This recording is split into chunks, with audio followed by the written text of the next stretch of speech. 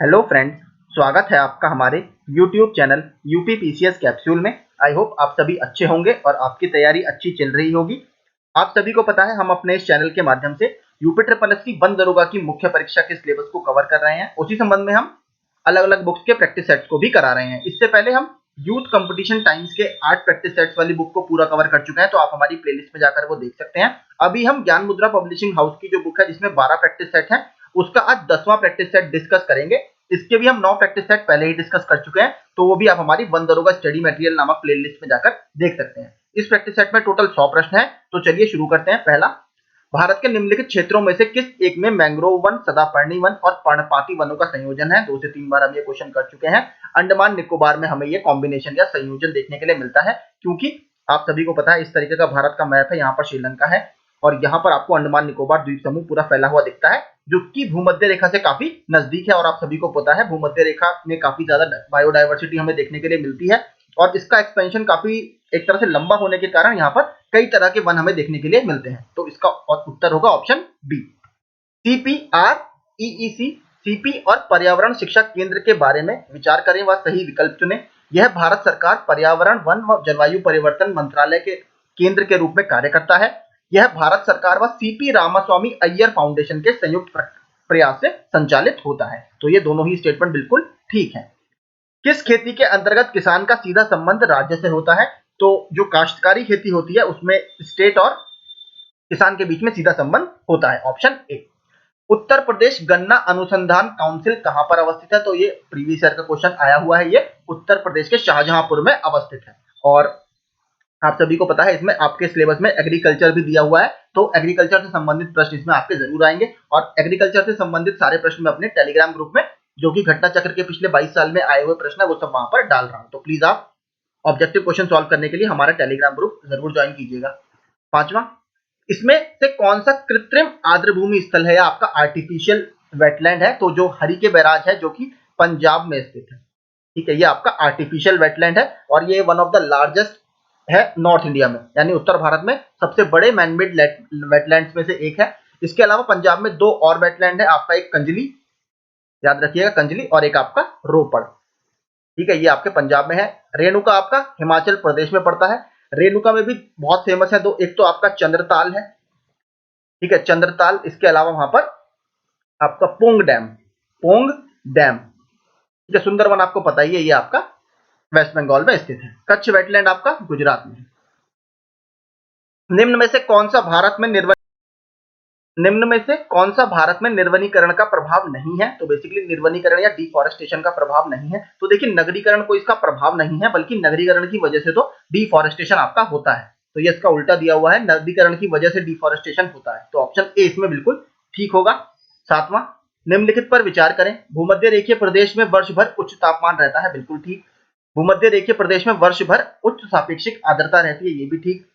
भूमध्य रेखीय प्रदेश मानव की अपेक्षा पौधों व जीव जंतुओं के सर्वाधिक विकास की अनुकूलतम दशाएं उपलब्ध कराता है, ये भी ठीक है। इस प्रदेश का बायोमास अन्य प्रदेशों की अपेक्षा अत्यधिक होता है, क्योंकि यहाँ पर काफी घने जंगल आपको, जिनको आप वर्षा वन बोलते हो, वो यहाँ पर पाए जाते हैं। तो ये भी बिल्कुल ठीक है। तो सातवें में मेरे हिसाब से चारों स्टेटमेंट ठीक होने चाहिए। तो देखते हैं, हाँ, ए, बी और सी, डी इसमें चारों ही सही है। सातवें का होगा ऑप्शन सी। अब बात करते हैं आठवें की। ओजोन परत की सर्वाधिक सांद्रता या कंसंट्रेशन हमें मिलता है कहां पर? स्ट्रेटोस्फेयर में, जिसको आप समताप मंडल बोलते हो, ठीक है। इसकी जो थिकनेस नापी जाती है, मोटाई किसमें नापी जाती है? DU में, जिसको हम डॉबसन यूनिट बोलते हैं, ठीक है। आगे देखते हैं, national bureau of plant genetic resources कहां पर स्थित है? ये भी प्रीवियस ईयर का आया हुआ प्रश्न है, ये आपके नई दिल्ली में स्थित है। इसके अलावा देखिए 2 और ब्यूरो जेनेटिक रिसोर्सेज से संबंधित है, मैं आपको दोनों बता देता हूं। ये प्लांट है जिसको हिंदी में पादप बोलते हैं, ठीक है। एक आपका है national bureau of animal genetic resources या पशु जेनेटिक रिसोर्सेज, वो आपका करनाल हरियाणा में स्थित है, इसको भी याद रखिएगा। और एक आपका है फिशरीज से संबंधित, मत्स्य, ठीक है, ये आपका उत्तर प्रदेश के लखनऊ में स्थित है। तो ये 3 ब्यूरो आप याद रखिएगा। पहला आपका प्लांट वाला जो नई दिल्ली में है, दूसरा पशु से संबंधित है, एनिमल से, वो करनाल हरियाणा में है, तीसरा आपका फिशरीज या मत्स्य से संबंधित है, वो आपका उत्तर प्रदेश के लखनऊ में स्थित है। भारत में मिट्टी बचाओ आंदोलन कहां से आरंभ हुआ था? तो भारत में मिट्टी बचाओ आंदोलन दरभंगा, बिहार से आरंभ हुआ है, ऑप्शन सी। 11वां देखते हैं, ट्रैफिक वन्य जीव व्यापार निगरानी नेटवर्क एक ऐसा गैर सरकारी संगठन है जो जैव विविधता संरक्षण और सतत विकास के संदर्भ में वन्य जीव व्यापार के क्षेत्र में कार्य करता है।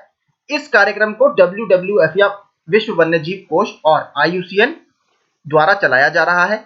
इसकी स्थापना 1976 में हुई थी, जिसका मुख्यालय कैम्ब्रिज, इंग्लैंड व उद्देश्य यह तय करना है कि वन्य पौधों और पशुओं का व्यापार प्रकृति संरक्षण में खतरा न पैदा करें एवं अवैध व्यापार पर रोक लगाना है। तो इसमें से सभी देखिए तीनों सही हैं। थोड़ा सा एडिशनल बताऊं तो वर्ल्ड वाइल्ड लाइफ फंड की स्थापना 1961 में की गई है और IUCN की स्थापना 1948 में की गई है। IUCN एक रेड डेटा बुक निकालता है जो कि 1964 में पहली बार पब्लिश की गई थी, ये भी प्रश्न आया हुआ है। और इन दोनों का जो मुख्यालय है WWF और IUCN का, ये आपका ग्लैंड स्विट्जरलैंड में स्थित है। ठीक है, तो ये कुछ संबंधित फैक्ट्स मैंने आपको बता दिए।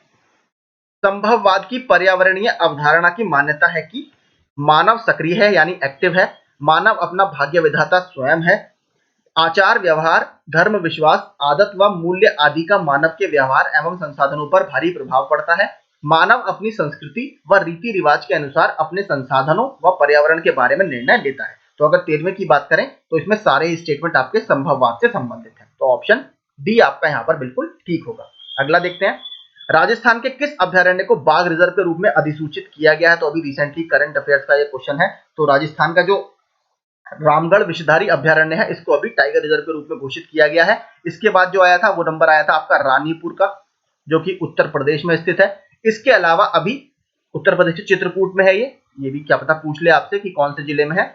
इसके अलावा अभी हाल ही में देखिए नेशनल टाइगर कंजर्वेशन अथॉरिटी ने उड़ीसा के देवरीगढ़, ठीक है, देवरीगढ़ टाइगर रिजर्व को भी मंजूरी उन्होंने दे दी है। इसके अलावा देखिए एक और पाइपलाइन में है आपका गुरु घासीदास, जो कि छत्तीसगढ़ में है, ये भी अभी पाइपलाइन में है, तो इसको भी मंजूरी मिलने के चांसेस पूरे हैं। तो मैंने आपको NTCA ने देवरीगढ़ को तो मंजूरी दे दी है, गुरु घासीदास का भी जो है वो अप्रूवल नहीं मिला है, वो अभी पाइपलाइन में ही है। किस खेती के अंतर्गत, ये इसका आंसर रामगढ़ विषधारी होगा, किस खेती के अंतर्गत जोतों एवं समस्त कृषि इनपुटों को एकत्र कर लिया जाता है? तो किस तरीके की खेती की व्यवस्था है? तो ये जो सामूहिक खेती है आपकी, इसकी ये व्यवस्था है। दालचीनी की पहली संगठित खेती शुरू करने वाला पहला राज्य अभी कौन बना है? तो दालचीनी की जो खेती शुरू करने वाला राज्य बना है वो बना है हिमाचल प्रदेश। निम्नलिखित में कौन सा विश्व का सबसे बड़ा ग्लोबल कार्बन उत्सर्जक है? तो अगर ग्लोबल कार्बन उत्सर्जक की बात की जाए पूरे विश्व में, तो इसका उत्तर है चीन। ये भी यूपी PCS में आया हुआ प्रश्न है। अभी हाल ही में एमिशन गैस रिपोर्ट भी आई है, तो ये भी याद रखिएगा, करंट अफेयर्स का है। एमिशन गैस रिपोर्ट आपकी UNEP के द्वारा जारी की जाती है, इसको भी याद रखिएगा। निम्न में से कौन सा ईंधन न्यूनतम पर्यावरण प्रदूषण उत्पन्न करता है? तो जो हाइड्रोजन है उसको काफी ग्रीन फ्यूल या इको फ्रेंडली फ्यूल माना जाता है। तो अभी सरकार के द्वारा नेशनल ग्रीन हाइड्रोजन मिशन भी लॉन्च किया गया है, आप सभी ने न्यूज़पेपर में पढ़ा होगा, ताकि वो जो हाइड्रोजन है, हाइड्रोजन में भी ग्रीन हाइड्रोजन, ठीक है, हाइड्रोजन कई तरीके से बनता है, जिसको आप ग्रे हाइड्रोजन बोलते हो, ब्राउन हाइड्रोजन बोलते हो। तो जो ग्रीन हाइड्रोजन है उसके निर्माण में पूरी ही कोई भी किसी तरह की हानिकारक गैसें नहीं निकलती, तो उसको ग्रीन हाइड्रोजन इसलिए बोला जाता है। तो उसके प्रोडक्शन के लिए सरकार काफी तेजी से काम कर रही है। राष्ट्रीय वन नीति का हिस्सा नहीं है, तो राष्ट्रीय वन नीति हमारी एक तो 1894 में आई थी सबसे पहले, फिर 1952 में आई है, फिर हमारी 1988 में आई है, और अभी ड्राफ्ट नेशनल फॉरेस्ट पॉलिसी का मसौदा 2016 में लॉन्च किया गया था, जो 1988 वाली पॉलिसी का स्थान लेगी। माफ कीजिएगा, 2019 में जारी किया गया था, माफ कीजिएगा 2019 में। सामाजिक वानिकी को प्रोत्साहन देना, पारिस्थितिकी संतुलन को सुनिश्चित करना, देश के कुल भूमि का 1/3 वनाच्छादित करना, तो और वनोन्मूलन। देखिए वनोन्मूलन तो किसी भी पॉलिसी का कुछ हो ही नहीं सकता, क्योंकि सब फॉरेस्ट पॉलिसी वनों के संरक्षण में काम करती है। ऑप्शन डी होगा। किस राज्य में आत्मनिर्भर कृषक समन्वित विकास योजना शुरू की गई है? ये भी अच्छा प्रश्न है, तो ये आपकी उत्तर प्रदेश में शुरू की गई है, ऑप्शन डी। किस जीव जंतु की नई प्रजाति का नाम ग्रेटा थनबर्ग के नाम पर रखा गया है? जो एक आपने अभी बच्ची है, इनका देखा होगा, काफी ज्यादा पर्यावरण के क्षेत्र में ये काम कर रही है, तो इसका जो नाम रखा गया है, तो एक बेसिकली ये वर्षावन में मेंढक मिलते हैं, उनके नाम पर ये नाम रखा गया है, तो आपका ऑप्शन सी। रेगुर किस मिट्टी का नाम नहीं है? रेगुर आप सभी को पता है ब्लैक कॉटन सॉइल या काली कपासी मिट्टी को बोला जाता है। तो जलोढ़ मिट्टी का नाम नहीं है और लाल मिट्टी का ये नाम नहीं है। ऑप्शन डी इसमें सही होगा। 23वां देखते हैं, पारिस्थितिकी विज्ञान में ऊर्जा मापने की इकाई क्या है? अगर पारिस्थितिकी तंत्र की बात करें तो इसमें ऊर्जा किसमें मापी जाती है? तो ऊर्जा का बेसिकली जो मात्रक है वो है जूल। ठीक है, ऐसा ही मात्रक है, यानी सिस्टम इंटरनेशनल या अंतरराष्ट्रीय पद्धति में जूल से ऊर्जा को मापा जाता है। पर्यावरण संरक्षण की अवधारणा में जूल, पर्यावरण संरक्षण की अवधारणा में जिन मूलभूत बिंदुओं को शामिल किया जाता है वे हैं वैज्ञानिक पहलू, नैतिक पहलू और आर्थिक पहलू। तो इसका उत्तर होगा ऑप्शन डी, सारे ही पहलू इसमें शामिल किए जाते हैं। पादप वृद्धि के लिए सबसे उपयुक्त मिट्टी कौन सी है? तो अगर आपको प्लांट की ग्रोथ के लिए जो सबसे उपयुक्त मिट्टी है, ठीक है, वो माना जाता है दोमट मिट्टी को। Option B. अब देखते हैं अगला प्रश्न 26वां, ग्रीन इकोनॉमी हरित अर्थव्यवस्था किस सम्मेलन की केंद्रीय थीम रही है? तो कौन से सम्मेलन की थीम ग्रीन इकोनॉमी थी? तो इसमें से अगर हम देखें जो रियो प्लस 20 सम्मेलन था, रियो प्लस 20 सम्मेलन, उसकी थीम जो थी ग्रीन इकोनॉमी थी। पर्यावरण संरक्षण से आशय हो सकता है संसाधनों का दोहन, संसाधनों का उचित बंटवारा, संसाधनों का सुनियोजित प्रबंधन, संसाधनों का उपयोग ना करना। देखिए ये तो हो ही नहीं सकता, दोहन भी नहीं हो सकता। तो बेसिकली इसका सबसे अच्छा जो इसमें आंसर होगा वो होगा साइंटिफिक मैनेजमेंट या इसका सुनियोजित प्रबंधन। Option C. 28वां देखें, किस गैस के कारण पौधों की पत्तियों में सिकुड़न व पतझड़ जैसी स्थिति पाई जाती है? अच्छा प्रश्न है देखिए आपका, क्योंकि आपका एग्रीकल्चर सिलेबस में है और ये पर्यावरण से भी संबंधित प्रश्न है। तो कौन सी गैस के कारण? ये बेसिकली कार्बन मोनोऑक्साइड, CO, ठीक है, कार्बन मोनोऑक्साइड गैस के कारण ये पत्तियों में सिकुड़न और पतझड़ जैसी स्थिति पाई जाती है। भारतीय वानिकी अनुसंधान एवं शिक्षा परिषद संयुक्त वन प्रबंधन प्रकोष्ठ की स्थापना कब की गई थी? तो इसकी स्थापना 1988 में आपकी की गई है। 1998 में इसकी स्थापना की गई। यूनेस्को विश्व विरासत सूची में भारत के कुल कितने स्थल शामिल किए जा चुके हैं? तो भारत के कुल मैं आपको बता दूं 40 स्थल है इसमें, 32 प्लस 7 प्लस 1। ठीक है, तो देखिए 32 आपके सांस्कृतिक, 7 प्राकृतिक, 1 मिश्रित श्रेणी में है। एकमात्र मिश्रित साइट हमारी कंचनजंगा है। ठीक है, कंचनजंगा जो आपका सिक्किम में स्थित है वो इसमें एकमात्र मिश्रित साइट है। किसकी खेती एथेनॉल प्राप्ति के लिए की जाती है? तो एथेनॉल के लिए आपका सबसे खेती किसकी उपयुक्त है? तो वो बेसिकली मक्का की आपकी खेती है। Option B. अब देखते हैं 32वां, भारत का सबसे बड़ा आर्द्रभूमि स्थल कौन सा है? भारत ही नहीं दुनिया का सबसे बड़ा आर्द्रभूमि स्थल माना जाता है, तो यह है आपका सुंदरबन वेटलैंड।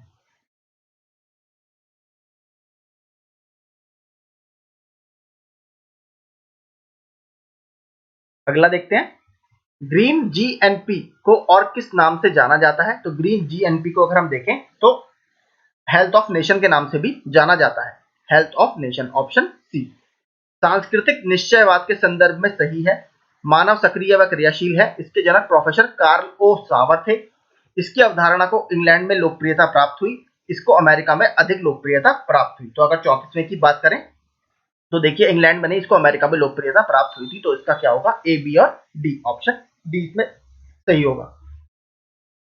पौधे नाइट्रोजन का प्रयोग मुख्यतः किस रूप में करते हैं? तो नाइट्रोजन पौधे देखिए एटमॉस्फेयर से सीधे नहीं ले पाते, पहले मैं आपको बता देता हूं। ठीक है, पहले नाइट्रेट वगैरह इनको मिलता है, उसके बाद इसका ट्रांसफॉर्मेशन होता है। तो बेसिकली प्रोटीन संश्लेषण व न्यूक्लिक एसिड के निर्माण में।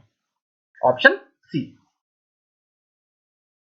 निम्न पर विचार करें व सही कूट का चयन करें। असम के दीमा हसाओ स्थित हजोंग झील के पास 21 फरवरी 2015 को पर्यावरण एवं वन विभाग द्वारा तीसरा कछुआ महोत्सव संपन्न हुआ। हेजोंग झील कछुओं के लिए प्राकृतिक व अद्वितीय आवास उपलब्ध कराता है, जिसके कारण इस झील को कछुओं का झील कहा जाता है। हेजोंग झील में हिल टेरपिन्स प्रजाति के दुर्लभ कछुए पाए जाते हैं। तो 36वें का अगर हम देखें, 36वें का जो सही उत्तर होगा वो होगा 1, 2 और 3, इसमें तीनों ही सही है, यानी ऑप्शन डी। 37वां देखते हैं, भारत में किस प्रकार के वन पाए जाते हैं? तो उष्णकटिबंधीय सदाबहार वन, मरुस्थलीय वन, उष्णकटिबंधीय पर्णपाती वन या नम पर्णपाती वन। तो इसमें अगर देखा जाए तो भारत में बेसिकली देखिए सारे ही वन वैसे पाए जाते हैं। अब इसका तो मुझे समझ में नहीं आया, उष्णकटिबंधीय सदाबहार वन भी मिलते हैं हमें वेस्टर्न घाट वगैरह में। तो ये देखिए प्रश्न आप, मुझे तो लगता है प्रश्न गलत है, क्योंकि इसमें सारे ही बिल्कुल ठीक है, सारे ही टाइप के पर्णपाती वन हमें यहाँ पर देखने के लिए मिलते हैं। 38वां, मानव अपने पर्यावरण की उत्पत्ति है, यह कथन किसका है? तो 38वें की अगर बात करें तो यह कथन सैंपल का है, ऑप्शन डी। पर्यावरण को स्वच्छ रखने में निम्न में से कौन सा सर्वोत्तम ऊर्जा का स्रोत है? तो सबसे सर्वोत्तम ऊर्जा का स्रोत है वो कौन है? सोलर या सोलर सेल, क्योंकि ये नवीकरणीय ऊर्जा का स्रोत है। 40वां देखते हैं, सबके लिए सतत ऊर्जा का दशक, ये पहल किसकी है? तो ये जो पहल है अगर हम बात करें 40वें की तो ये संयुक्त राष्ट्र संघ की पहल है, यानी यूनाइटेड नेशंस की। ब्लू फ्लैग प्रमाण पत्र पाने वाला भारत का प्रमुख समुद्र तट कहां पर है? तो सबसे पहले किसको मिला था ये? तो ये जो हमारा चंद्रभागा बीच था, ठीक है, चंद्रभागा बीच को सबसे पहले ये दिया गया था ब्लू फ्लैग सर्टिफिकेशन। इस समय इसमें 12 है, याद रखिएगा। जो सबसे 2 नए हैं वो कौन से हैं आपके? कदमत बीच और आपका मिनिकॉय थुंडी। मिनिकॉय थुंडी, आप मुझे बताइएगा कि ये कहां पर स्थित है। दोनों के नाम मैंने आपको बता दिए, टोटल 12 हैं आपके। 42वां, किस प्रकार के पिरामिड द्वारा विभिन्न पारिस्थितिकी तंत्रों की उत्पादकता का बोध होता है? तो कौन सा आपको प्रोडक्टिविटी या उत्पादकता का बोध कराएगा? तो जो ऊर्जा का पिरामिड होगा, एनर्जी का, वो आपको इसका बोध कराता है प्रोडक्टिविटी का, ऑप्शन सी। फास्फोरस का प्राकृतिक भंडारण कहाँ संचित रूप में मिलता है? तो फास्फोरस आपको कहां पर मिलेगा? बेसिकली जो चट्टाने होती हैं वहां पर आपको फास्फोरस का भंडारण देखने के लिए मिलेगा, और जब इसका डिग्रेडेशन होने लगता है तो वहीं से मिट्टी में जब ये मिलने लगता है तो आपको फास्फोरस की प्राप्ति होगी मिट्टी में। धूपगढ़ चोटी निम्नलिखित राष्ट्रीय उद्यानों में से किस में स्थित है? तो धूपगढ़ की जो चोटी वैसे तो मध्य प्रदेश में है ये, और मध्य प्रदेश के इन्होंने पूछा है कहां पर स्थित है, तो जो मध्य प्रदेश का सतपुड़ा नेशनल पार्क है, ऑप्शन ए, वहां पर ये स्थित है। माधव राष्ट्रीय उद्यान, याद रखिएगा, माधव राष्ट्रीय उद्यान मध्य प्रदेश के शिवपुरी में स्थित है। अभी पिछले ही हफ्ते ये न्यूज में था, ये भी मैं आपको बता देता हूं। शिवराज सिंह चौहान और ज्योतिरादित्य सिंधिया ने यहाँ पर अभी टाइगर्स को रिलीज किया है, याद रखिएगा, ठीक है, टाइगर्स को इसमें रिलीज किया है इन्होंने माधव राष्ट्रीय उद्यान में। 45वां, पौधों में नाइट्रोजन स्थिरीकरण का सही क्रम क्या होगा? मृदा से जड़ों द्वारा नाइट्रेट के रूप में ग्रहण, जीव द्रव्य में प्रोटीन व एंजाइम का निर्माण, अमोनिया में अपचयन या क्लोरोफिल का निर्माण। इसको ऑर्डर में लगाना है। तो अगर सही बात करें सबसे पहले आपका ए आएगा, नाइट्रेट के रूप में ये ग्रहण करते हैं। फिर आपका जो आएगा अमोनिया में इसका अपचयन होता है। फिर आपका अगला आएगा जीव द्रव्य में प्रोटीन व एंजाइम का निर्माण, और फिर आपका क्लोरोफिल का निर्माण, ऑप्शन डी। तो ए सी बी डी इसका सही उत्तर होगा ऑप्शन बी। पारिस्थितिकी तंत्र के जैविक घटकों में कौन उत्पादक घटक है? तो आप सभी को पता है, हम कई बार पढ़ चुके हैं, जो हरे पौधे होते हैं वो सूर्य के प्रकाश में भोजन बनाते हैं और यही इसके उत्पादक घटक होते हैं। ISFR 2019 के अनुसार देश का अनुमानित कार्बन भंडार कितना है? 2019 की बात कर रहा है, तो 2019 के अनुसार जो भंडार है वो है आपका 7124.6 मिलियन टन। आप मुझे 2021 का देख के बताइए कि भारत में कितना कार्बन स्टॉक है। कार्बन स्टॉक इसको बोला जाता है। पौधे नाइट्रोजन को सामान्यतः किस रूप में ग्रहण करते हैं? तो पौधे जो नाइट्रोजन है इसको सामान्यतः, देखिए सीधे मैंने आपसे कहा एटमॉस्फेरिक नाइट्रोजन को ये यूज नहीं कर सकते, तो पहले ये मिट्टी से नाइट्रेट के रूप में इसको ग्रहण करते हैं, नाइट्रेट, ऑप्शन सी। आपका क्लैब्सिएला मुख्यतः क्या है? तो क्लैब्सिएला जो है ये मुख्यतः बेसिकली आपका नाइट्रोजन स्थिरीकारक है, ठीक है, नाइट्रोजन फिक्सेशन में ये कार्य करता है, ऑप्शन डी। काफी अच्छा प्रश्न है, देखिए इस तरीके के प्रश्न बन सकते हैं। अप्रकाशित मंडल या अफॉटिक जोन में पनपने वाले जीवों को क्या कहते हैं? देखिए मैं आपको पहले पढ़ा चुका था, मान लीजिए ये आपका समुद्र है, ये समुद्र का फ्लोर है, ठीक है, एक लिमिट के बाद, ठीक है, जो सूर्य का प्रकाश है वो समुद्र जो है समुद्र के सतह तक नहीं पहुंच सकता, तो इसको बोला जाता है अफॉटिक जोन, ठीक है, जहां पर सूर्य का प्रकाश नहीं पहुंचता, जहां पर सूर्य का प्रकाश पहुंचता उसको बोलते हैं फोटिक जोन, ठीक है। तो अफॉटिक जोन की बात कर रहा है, यानी अंधेरे में जहां पर सूर्य का प्रकाश नहीं होता वहां पर कौन पनप सकते हैं? तो उनको बोला जाता है, याद रखिएगा, बहुत अच्छा प्रश्न है, इन्होंने काफी अच्छा प्रश्न बनाया है, इसको बोलते हैं नेक्टन, ठीक है, नेक्टन, याद रखिएगा, ऑप्शन डी। सूर्य के प्रकाश में आपको दिखेंगे फाइटोप्लैंक्टन, याद रखिएगा, फाइटोप्लैंक्टन जो आपको ऊपर दिख रहे होंगे ये रहे। आगे बैंथस, देखिए बैंथस भी बता देता हूं, बैंथस कौन होते हैं? देखिए जो सी हमारा फ्लोर होता है, ठीक है, इसको बोला जाता है टेक्निकल लैंग्वेज में बेंथिक फ्लोर, ठीक है, बेंथिक फ्लोर, तो इसी से निकलता है बेंथिक, यानी जो बेंथिक फ्लोर पर आपके पनपते हैं उसको बोला जाता है बैंथस, ये भी याद रखिएगा। कोरल्स आप सभी को पता होगा, मूंगे की चट्टानें, जहां पर एक जीव की वृद्धि को कुछ रासायनिक एलर्जिक पदार्थों के स्राव से रोका जाता है उसको क्या बोला जाता है? काफी अच्छा प्रश्न हमने ये बनाया है, तो इसको बोला जाता है आपका एमेंसेजिलम। ठीक है, एमेंसेजिलम, ऑप्शन ए। सुंदरवन डेल्टा क्षेत्र भारत के किस राज्य में स्थित है? तो बहुत सिंपल है, पश्चिम बंगाल में स्थित है। निम्नलिखित में से कौन सी फसलें जायद में मुख्यतः सिंचित क्षेत्रों में पाई जाती हैं? तो सिंचित क्षेत्रों में कौन सी पाई जाएंगी? आपकी मूंग व उड़द की फसलें, ऑप्शन बी। सोलर कुकर सूर्य के किन किरणों से ऊर्जा अवशोषित करता है? तो सूर्य के कौन सी किरण से यह ऊर्जा अवशोषित करेगा? जो आपकी इंफ्रारेड वेव्स होती हैं उससे, जिसको इंग्लिश में इंफ्रारेड रेस बोला जाता है, आईआर। ठीक है, इंफ्रारेड रेस ये सोलर कुकर के वर्किंग में सहायक होती हैं, ऑप्शन सी।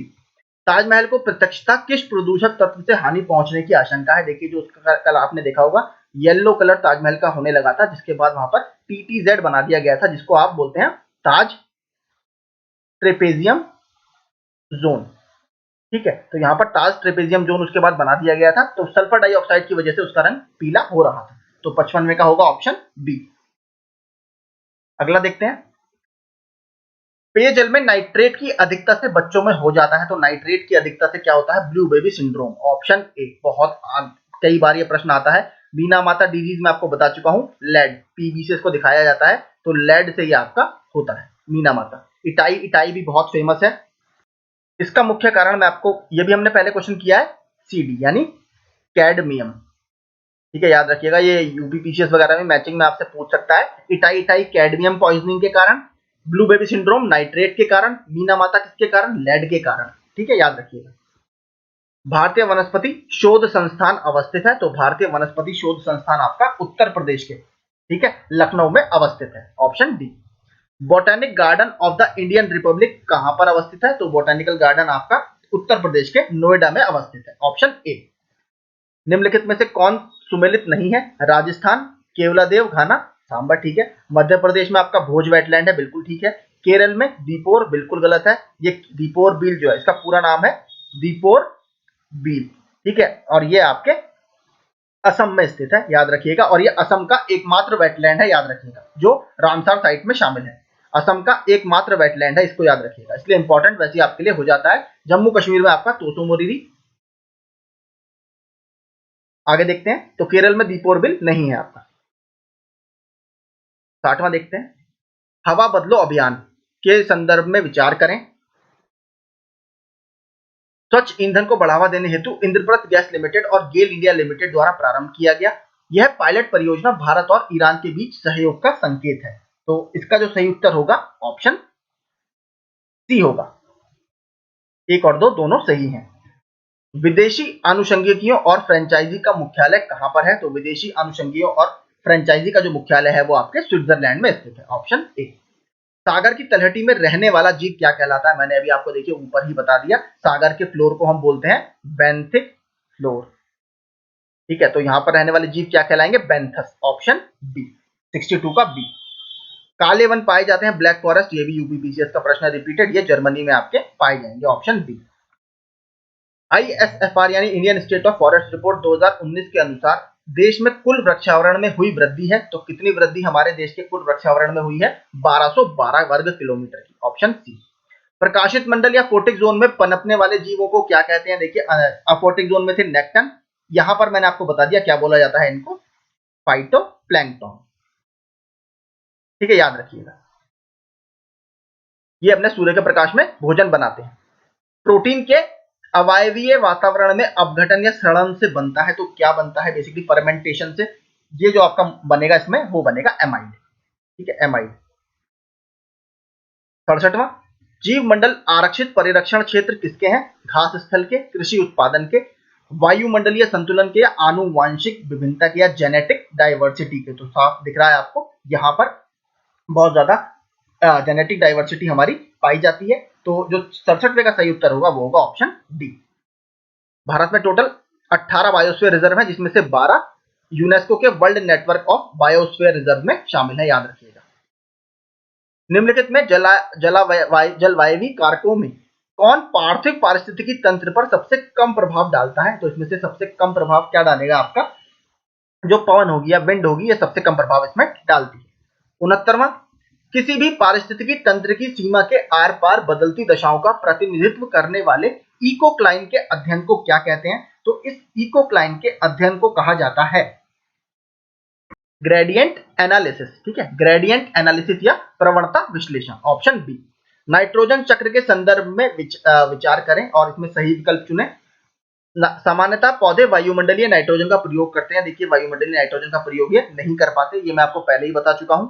नाइट्रोजन के स्थिरीकरण की क्षमता सभी जीवाणुओं व शैवालों में होती है। देखिए, ऐसा भी नहीं है, सब में नहीं होती। कुछ स्पेशल बैक्टीरिया वगैरह आपको पता होंगे जिसे नाइट्रोजन फिक्सेशन बैक्टीरिया कहा जाता है, जैसे राइजोबियम। ठीक है, राइजोबियम का नाम आपने सुना होगा। और इसके अलावा सामान्यतः पौधे नाइट्रोजन को मृदा से नाइट्रेट के रूप में ग्रहण करते हैं। ये बिल्कुल ठीक स्टेटमेंट है, 70वें का सी। 71वां, जैव भू रासायनिक या बायोजियोकेमिकल साइक्लिंग के अंतर्गत अध्ययन किया जाता है पोषक पदार्थों का उद्ग्रहण या अपटेक, रिटेंशन और रिलीज। तो यानी तीनों का ही देखिए इसमें अध्ययन किया जाता है, ऑप्शन डी। 71वें का होगा ऑप्शन डी। 72वां, राजाजी राष्ट्रीय उद्यान हाथी, पेरियार राष्ट्रीय उद्यान देखिए केरल में है। ठीक है, ये भी हाथियों के लिए फेमस है। इसके अलावा पेरियार टाइगर रिजर्व भी है। हंगुल जो है ये कश्मीरी स्टैग को बोला जाता है, कश्मीरी स्टैग को बोला जाता है ये, और ये आपके जम्मू कश्मीर में मिलता है। कहां पर? दाचीगाम। ठीक है, जो दाचीगाम नेशनल पार्क है वहां पर आपको देखने के लिए मिलेगा। अभी एक दिन पहले, आई थिंक परसों दाचीगाम नेशनल पार्क में हंगुल की जनगणना की गई है, इसको भी याद रखिएगा, और वहां पर इनकी संख्या में वृद्धि देखी गई है। इसके अलावा उसकी कुछ संख्या हमें जो ओबेरा अरू वाइल्ड लाइफ सेंचुरी है या ओबेरा अरू वन्य जीव अभ्यारण्य है, वहां पर भी कुछ संख्या हमें देखने के लिए मिली है। तो अगर आपसे पूछे ओबेरा अरू वन्य जीव अभ्यारण्य कहां पर स्थित है, तो ये जम्मू कश्मीर में स्थित है। मानस आपके असम में स्थित है, दुधवा आपके उत्तर प्रदेश में स्थित है। पृथ्वी के चारों ओर फैले गैसों के समूह को क्या कहते हैं? तो पृथ्वी के चारों ओर फैले गैसों के समूह को, ठीक है, गैसों का समूह पूछ रहा है आपको, तो इसको वायुमंडल बोला जाता है। बायोस्फीयर मत लगा दीजिएगा, बायोस्फीयर नहीं होगा। ठीक है, वायुमंडल गैसों के समूह को पूछ रहा है, तो वायुमंडल इसका सही आंसर होगा। 74वां, कृत्रिम वर्षा हेतु मेघ बीजन के लिए प्रयुक्त रसायन है। देखिए, मेघ बीजन को जो इंग्लिश में देख रहे हैं इसको बोलते हैं क्लाउड सीडिंग। ठीक है, क्लाउड सीडिंग जब आपको आर्टिफिशियल रेन करनी होती है या कृत्रिम वर्षा करनी होती है तो उसमें सिल्वर आयोडाइड मिलाया जाता है। ठीक है, इसकी सीडिंग क्लाउड में की जाती है, ऑप्शन सी। तालाबों और कुओं में निम्नलिखित में से किस एक को छोड़ने से मच्छरों को नियंत्रित करने में मिलती है? तो देखिए, बेसिकली जो गैम्बूजिया है, ये भी यूपीपीसीएस का प्रश्न है। गैम्बूजिया बेसिकली आपकी मॉस्किटो ईटिंग या मॉस्किटो के लार्वे को ये खा जाती है। साइलेंट स्प्रिंग पुस्तक किसकी है? तो साइलेंट स्प्रिंग जो पुस्तक है ये आपकी रेचल कार्लसन की बुक है, ऑप्शन बी। नौकरेक जैवमंडल क्षेत्र कहां पर अवस्थित है? तो नौकरेक आपका मेघालय में अवस्थित है, ऑप्शन बी। उड़ीसा में कौन सा है? सिमलीपाल, बहुत फेमस है, याद रखिएगा। निम्नलिखित में कौन सा पदार्थ वृक्ष से प्राप्त किया जाता है? हींग, शिलाजीत, सुहागा या उपयुक्त में से कोई नहीं। तो बेसिकली जो हींग है, जिसको एसाफोटिडा बोलते हैं इंग्लिश में, ये आपका पेड़ से प्राप्त किया जाता है या वृक्ष से प्राप्त किया जाता है। अगला देखते हैं 79। साइलेंट स्प्रिंग पुस्तक में किसके प्रति गहरी संवेदना व्यक्त की गई है? जो अभी हमने प्रश्न देखा था, रेचल कार्लसन की यह बुक है, इसमें पर्यावरण के प्रति संवेदना व्यक्त की गई है। 80। निम्नलिखित में से किस देश में कुल भौगोलिक क्षेत्रफल के 60% भाग पर वन बनाए रखने का कॉन्स्टिट्यूशनल प्रोविजन है, यानी उनके संविधान में ही इसकी बात की गई है? तो ये भूटान में ऐसा प्रोविजन है। अम्लीय वर्षा का पीएच मान कितना होता है? मैं आपको बता चुका था कल। पीएच मान इस तरीके से वेरी करता है, ए एन, इधर बी। एन मतलब न्यूट्रल, जिसकी वैल्यू 7 होती है। अगर 7 से कम होता है तो मतलब आप एसिड या अम्ल की तरफ जा रहे हैं, 7 से ज्यादा होता है तो आप बेसिक की तरफ जा रहे हैं। तो इसमें ये तो फिक्स है कि 8 तो कहीं से नहीं होगा, क्योंकि 8 तो कब जाएगा अगर क्षार पूछता है आपसे। अम्ल पूछ रहा है। अब इसमें अम्लीय वर्षा की जो एग्जैक्ट अगर मैं आपको बताऊं, अम्लीय वर्षा की जो पीएच वैल्यू होती है वो 4 से भी कम होती है, ऑप्शन, यानी बहुत स्ट्रॉन्ग एसिड ये होता है, 4 से भी कम। कौन सा देश विश्व में गेहूं का सर्वाधिक उत्पादन करता है? तो कौन सा देश है? चीन, ऑप्शन बी। स्टॉकहोम सम्मेलन पर्यावरण पर विश्व में प्रथम पर्यावरणीय सम्मेलन कब हुआ था? स्टॉकहोम, जो कि स्वीडन की राजधानी है, में सन 1972 में। यहीं पर यूएनईपी की स्थापना भी की गई है। ठीक है, यूएनईपी की 1972 में स्थापना की गई थी। यहीं पर निर्णय लिया गया था कि हम 5 जून को पर्यावरण दिवस मनाएंगे। ठीक है, 5 जून को। IR20 किस चीज की अधिक पैदावार करने वाली किस्म है? तो IR20 बेसिकली पैडी या राइस की किस्म है, चावल। भारत के किस राज्य में सागौन के वन सर्वाधिक क्षेत्र में नहीं है, किसमें नहीं है पूछ रहा है। सागौन देखिए वैसे तो सबसे ज्यादा एमपी में मिलता है, तो नहीं पूछ रहा है, तो एमपी वाले ए और सी यानी ऑप्शन डी इसमें सही उत्तर होगा। देश में स्टार्टअप इकोसिस्टम को बढ़ावा देने वाली योजना का क्या नाम है? तो स्टार्टअप इकोसिस्टम को बढ़ावा देने की योजना का नाम समृद्ध योजना है, ऑप्शन ए। पारिस्थितिकी तंत्र में ऊर्जा का कितने प्रतिशत प्रवाह आगे की तरफ होता है? यानी एक ट्रॉफिक लेवल से दूसरे ट्रॉफिक लेवल में या कोशी स्तर में कितनी ऊर्जा जाती है? 10% ऊर्जा जाती है। और ये नियम को हम 10% के नियम के नाम से जानते हैं, जिसको किसने दिया था? लिंडमान ने। ठीक है। 88वां, निम्न में से किस गतिविधि का सहबंध द्वितीय क्षेत्र या सेकेंडरी सेक्टर से है? तो इसमें से कौन कौन से सेकेंडरी सेक्टर में आपके आते हैं? तो जो आपका मैन्युफैक्चरिंग है, ठीक है, ये आपका सेकेंडरी सेक्टर में आता है। विद्युत गैस आपूर्ति ये आपके सेकेंडरी सेक्टर में आते हैं। तो इसमें कौन सा सही होगा? कृषि तो देखिए नहीं आएगा, कृषि तो प्राइमरी एक्टिविटी है, फॉरेस्ट्री भी प्राइमरी एक्टिविटी है क्योंकि उससे ही संबंधित है। तो 2 और 5 इसमें सबसे सही उत्तर होगा 88 का डी। 89वां, उत्तर प्रदेश के भाबर क्षेत्र में किस प्रकार की मिट्टी पाई जाती है? तो भाबर क्षेत्र में आपको कंकड़ीली और पथरीली मिट्टी देखने के लिए मिलेगी। 89वें का बी। 90, महावीर हरीना वनस्थली राष्ट्रीय उद्यान किस राज्य में स्थित है? तो ये आपके तेलंगाना में स्थित है। छाता विधान या अम्ब्रेला लेजिस्लेशन के अधिनियम से कौन से अधिनियम को जाना जाता है? तो अम्ब्रेला लेजिस्लेशन आपका जो एनवायरमेंट प्रोटेक्शन एक्ट है 1986 का, इसको जाना जाता है। भारत में स्थापित पहला राष्ट्रीय उद्यान कौन सा है? तो पहला राष्ट्रीय उद्यान भारत में जिम कॉर्बेट राष्ट्रीय उद्यान है। पहले इसका नाम हेली नेशनल पार्क था, ठीक है, बाद में इसको जिम कॉर्बेट के नाम से जाना जाने लगा, जो एक बहुत फेमस हंटर थे या शिकारी थे। पर्यावरण किससे बनता है? जीवीय घटकों से, अजैव घटकों से, भू आकृतिक घटकों से। तो ऑप्शन डी इसमें बिल्कुल ठीक होगा। 94, नवंबर 2022-21 में भारत के पहले घास संरक्षण केंद्र या ग्रास कंजर्वेटरी का उद्घाटन कहाँ किया गया है? उत्तराखंड के रानीखेत में, ऑप्शन डी। ये कुमाऊं रेजिमेंट का सेंटर भी है, याद रखिएगा, कुमाऊं रेजिमेंट है उसका सेंटर भी है। सतत विकास के लिए आवश्यक है निर्धनता को भगाना, प्रदूषण का निरोध व नियंत्रण, जैविक विविधता का संरक्षण। तो सतत या सस्टेनेबल डेवलपमेंट के लिए तीनों ही जरूरी। 96वां देखते हैं, विषुवतीय वन ऐसे उष्णकटिबंधीय क्षेत्रों में मिलते हैं जहां 200 सेंटीमीटर से भी ज्यादा की बारिश होती है, ऑप्शन बी। 97, निम्नलिखित में से कौन भारत में पर्यावरण आंदोलन से संबंधित नहीं है? तो बेसिकली वर्गीज कुरियन जो है ये आपके व्हाइट रेवोल्यूशन या दुग्ध क्रांति से संबंधित है, इससे ये संबंधित नहीं है। निम्न में कौन जलवायु परिवर्तन खगोलीय सिद्धांतों से संबंधित है? अगर 98 की बात करें, पृथ्वी की घूर्णन अक्ष की त्रियकता, बिल्कुल ठीक। विषुवत अयन, ये भी ठीक। पृथ्वी की कक्ष के केंद्र की आपका इलिप्टिक, एक तरह से हम बोलते हैं इसको ऑब्लिक्विटी, ठीक है, तो ये भी आपका बिल्कुल ठीक है, ऑप्शन डी इसमें सही होगा। धनश्री लुंगडिंग एलिफेंट रिजर्व किस राज्य में स्थित है? बहुत अच्छा प्रश्न है। धनश्री लुंगडिंग बेसिकली धनश्री जो एरिया है ये आपका असम में स्थित है, तो इसका उत्तर होगा ऑप्शन डी। असम में स्थित दीपोर बिल वन्यजीव अभयारण्य के बारे में कह सकते हैं, ये हमने पढ़ा था अभी। दीपोर बिल आपका असम का एकमात्र वेटलैंड है, याद रखिएगा, एकमात्र वेटलैंड है जो रामसर साइट घोषित किया गया है। यह इको सेंसिटिव जोन के रूप में अधिसूचित है, ठीक है। इस अभयारण्य में मीठे पानी की झील है, ये भी ठीक है। यह असम का एकमात्र रामसर स्थल है, ये भी बिल्कुल ठीक है। तो 100 का क्या होगा? Option D. ठीक है, तो यही देखिए हमारे 100 प्रश्न थे। आई होप आपको ये सेशन काफी पसंद आया होगा, और अगर आपको अच्छा लगा हो तो प्लीज वीडियो को लाइक, शेयर और सब्सक्राइब जरूर कीजिएगा, और जितना हो सके इसको जरूर शेयर कीजिएगा अपने दोस्तों में। Thank you so much.